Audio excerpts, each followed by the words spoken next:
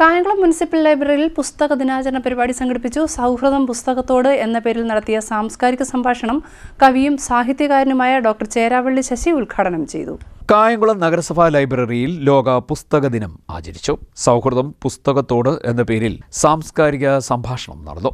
കവിയും സാഹിത്യകാരനുമായ ഡോക്ടർ ചേരാവള്ളി ശശി ഉദ്ഘാടനം നിർവഹിച്ചു. നമ്മുടെ മഹാകവി ഉള്ളൂർ പുസ്തകത്തെ പറ്റി പറഞ്ഞ ഒരു അഭിപ്രായമാണ്.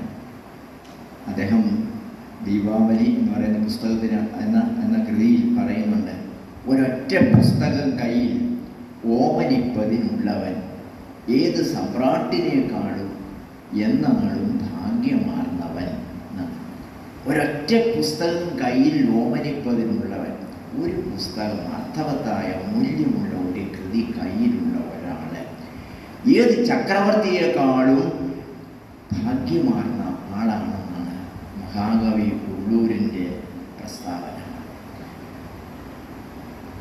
ഇനി വന്ന് ആധുനികനായിട്ടുള്ള കുഞ്ഞുണ്ണി മാഷ് പറഞ്ഞ വാക്യം വളരെയധികം പ്രശസ്തമാണ്.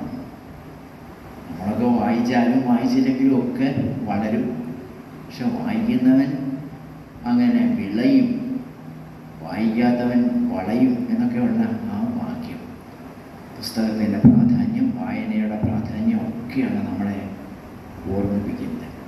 ഒടുവിലെ ഓർമ്മകൾ എന്ന് പറയുന്ന തോപ്പിൽ മാസ്റ്ററുടെ കൃതിയിൽ ബൽരാജ് സാഹിനിയുടെ ആ ഒരു യാത്രയെപ്പറ്റിയും അദ്ദേഹത്തിൻ്റെ അത്ഭുതത്തെക്കുറിച്ചും സൂചിപ്പിച്ചൊരു കഥയുണ്ട്. ബൽരാജ് സാഹിനി കൂട്ടരും എല്ലാം കൂടെ ഇടുക്കിയോ മറ്റോ കാണാൻ പോവുകയാണ്. ഒരു പ്രഭാതത്തിൽ കോട്ടയത്ത് നിന്ന് യാത്ര തിരിക്കുകയാണ്. അവരിങ്ങനെ പോകുന്ന വഴിയിൽ രാവിലെ ഒരു 7:30 മണിയൊക്കെ ആകുന്നതേ ഉള്ളൂ. പല പല തൊഴിലാളികളുടെ വീട്ടിലും കയറി ഇറങ്ങിയാണ് അവരുടെ യാത്ര.